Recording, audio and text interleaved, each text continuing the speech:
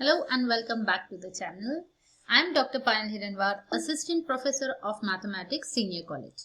तो बच्चों आपके कमेंट्स मैंने पढ़े एंड आपकी डिमांड पर आज का जो वीडियो है या आज जो हम सीरीज स्टार्ट कर रहे हैं वो है थियरी ऑफ इक्वेशंस के ऊपर में।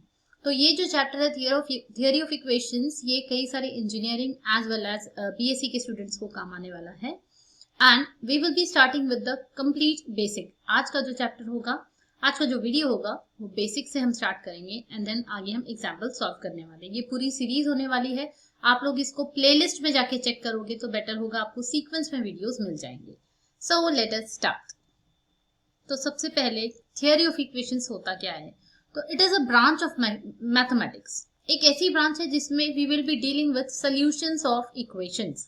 मतलब इसमें हम बेसिकली इक्वेशन से डील करने वाले हैं। नाम से ही समझ में आता है थियरी ऑफ इक्वेशंस, मतलब हम सब कुछ इक्वेशन से डील करेंगे एंड उसमें भी हम बेसिकली उसके सॉल्यूशन से डील करने वाले हैं, इन द सेंस दैट उसके रूट्स कैसे होंगे, उसके रूट्स और उसके बीच में रिलेशन क्या होगा, ये सारी चीजें हम पढ़ने वाले हैं।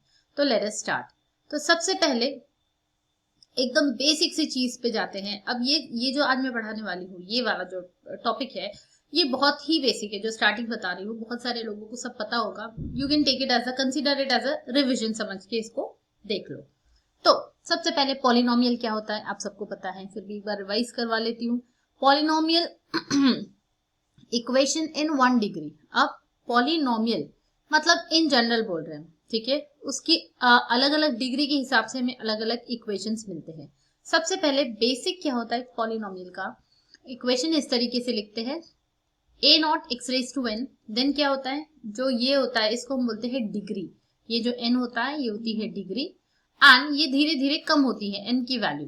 Then a1 x raise to n minus 1, a2 x raise to n minus 2, आखिरी में एक कांस्टेंट टर्म मिलती है इक्वल टू 0। अब पॉलिनोमियल इसलिए क्योंकि ये जो एक्सप्रेशन है left hand side equal to के इधर वाला, इसको पूरा सिर्फ पॉलिनोमियल बोलते हैं। अगर सिर्फ इसको कंसिडर किया जाए, इक्वल टू आ गया तो इक्वेशन बन गया। तो इसीलिए इक्वल टू समथिंग, जरूरी नहीं है 0 होना चाहिए, राइट हैंड साइड में कुछ भी हो सकता है। तो ये पूरा मिला करके बन गया एक पॉलिनोमियल इक्वेशन।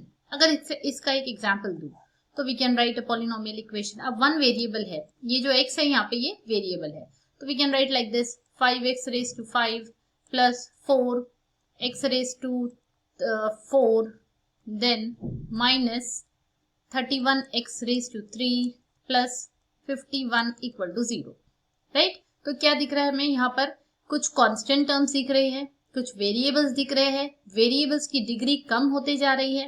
5 4 3। अब आप बोलोगे मैम एक्स स्क्वायर की तो टर्म ही नहीं है। तो ऐसा जरूरी नहीं है कि एक्स स्क्वायर की टर्म होना चाहिए, नहीं है तो उसको हम बोलेंगे 0x square plus 0x plus 51 equal to 0। ठीक है, तो this is the general basic form of a polynomial equation. अब इसमें कौन कौन सी टर्म को क्या बोला जाता है ये डिटेल में लिख के दिया हुआ है मैंने यहाँ पर। जो x होता है वो वेरिएबल होता है, इसलिए हम 1 वेरिएबल बोल रहे हैं क्योंकि 1 वेरिएबल में पॉलिनोमियल इक्वेशन है। हम 2 वेरिएबल्स में भी डील करते हैं, 3 वेरिएबल्स में भी करते हैं, हमने पहले भी देखा है। एक्स वाई जेड होते हैं, कभी एक्स वाई में कोई इक्वेशन होता है हमारे पास में, isn't it? तो ये वाला जो हम करने वाले हैं इस पर्टिकुलर चैप्टर में बेसिकली हम ज्यादातर एक वेरिएबल से ही डील करने वाले हैं। ये जो चीजें होती है इनको हम क्या बोलते हैं? Coefficients, right. एंड जो कोएफिशिएंट्स होते हैं बेटा वो रियल भी हो सकते हैं, कॉम्प्लेक्स भी हो सकते हैं। ठीक है, तो कॉम्प्लेक्स मतलब आप सबको पता है जिसमें i आ जाता है, that means 3 plus 2i 5 minus 7i, ये सारे कॉम्प्लेक्स नंबर्स हैं। तो ये जो हम कोएफिशिएंट्स की बात कर रहे हैं रियल भी हो सकते हैं, कॉम्प्लेक्स भी हो सकते हैं। n जो है वो नॉन नेगेटिव नंबर होना चाहिए, मतलब नेगेटिव नहीं होना चाहिए क्योंकि डिग्री है इक्वेशन की तो नेगेटिव नहीं होनी चाहिए, राइट। तो हम इसको हमेशा पॉजिटिव ही कंसिडर करते हैं। एंड जो पहली टर्म है वो 0 नहीं होना चाहिए। a nought should not be equal to 0 या a0 जो बोलते हैं ना वो 0 नहीं होना चाहिए। ये सारी बेसिक सी चीजें हैं। ये हो गया हमारा polynomial equation in general, right. अब पॉलिनोमियल इक्वेशन को अगर मैं और डिटेल में बात करूं तो पॉलिनोमियल इक्वेशन ऑफ डिग्री 1, अगर मैंने बोला कि मुझे 1 डिग्री का पॉलिनोमियल इक्वेशन चाहिए तो क्या एग्जाम्पल ले सकते हैं? आप सबको पता है इस तरीके से अगर मैंने लिख दिया 3x प्लस 1 इक्वल टू 0 तो ये क्या बन गया? Polynomial equation of degree 1, right.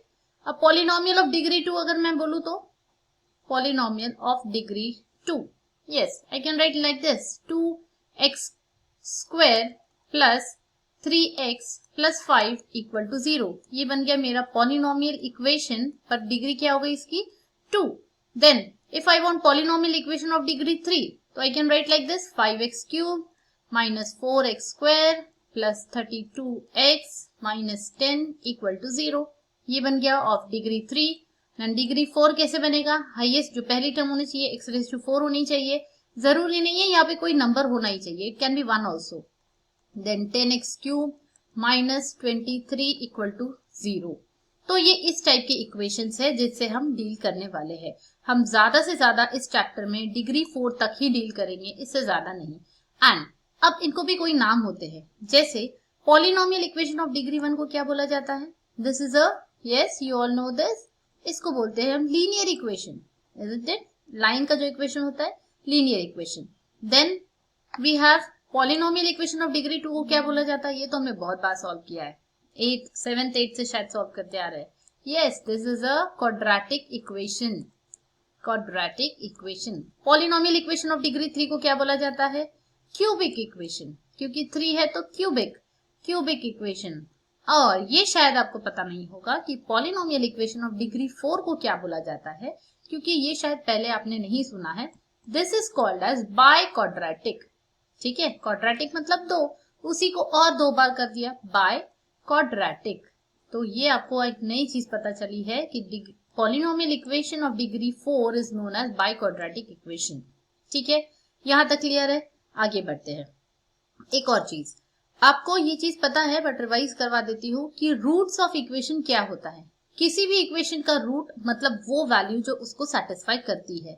मतलब क्या, जैसे यहां पर यही वाला देखते हैं, दिस इक्वेशन, अगर इसका मुझे रूट चाहिए तो मैं x की वो वैल्यू फाइंड आउट करूंगी जो उसको सेटिस्फाई करती है। That means I will substitute like this, I will put 3x equal to -1 put करते हैं, देन x इक्वल टू मिल गया मुझे -1/3।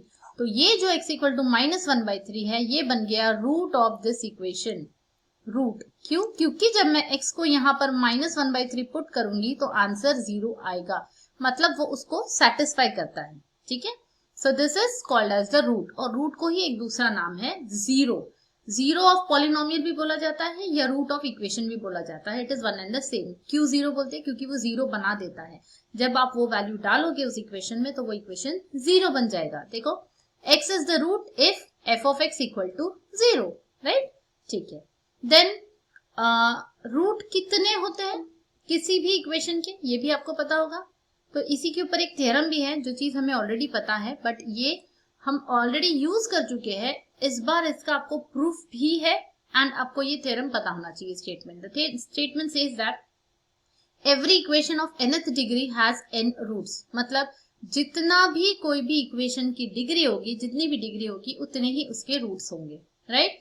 दैट मीन्स अगर मैं बोलूं आपको कि यस ये क्वाड्रेटिक इक्वेशन है, इसके कितने रूट्स होंगे, किया है आपने पहले भी सॉल्व, है ना? x equal to something and x equal to something, 2 values मिलती है। क्यूबिक इक्वेशन है तो कितने मिलेंगी, x equal to something comma something comma something, 3 roots मिलने वाले हैं। x इक्वल टू 4 के लिए 4 वैल्यूज मिलेगी x की, राइट? तो ये हम सबको पता है, बट यही एक थ्योरम है जिसका एक प्रूफ भी है। अगर आप चाहते हो कि मैं प्रूफ आपको सॉल्व करके दिखाऊं तो आप मुझे कमेंट करके बताना, अदरवाइज हम डायरेक्टली एग्जाम्पल्स के ऊपर आगे बढ़ेंगे। तो ये है थ्योरम जो आपको पता होना चाहिए, स्टेटमेंट अच्छे से याद रखना। देन एक और थ्योरम है जिसको जो इंपॉर्टेंट है आपको पता होना चाहिए कि imaginary roots of equation always occur in conjugate pairs. अब ये किया पहले है पर पता नहीं है कि ये थ्योरम है। मतलब देखो, आपने देखा होगा जब आप लोग सॉल्व करते थे, x square is equal to, suppose I have 2x plus 10 equal to 0, इस टाइप का कोई क्वाड्रेटिक इक्वेशन होता तो कई बार आपको इस टाइप के रूट्स मिलते थे। 3 plus minus 2i, plus minus 2i का मतलब क्या है, ये पेयर में आता है।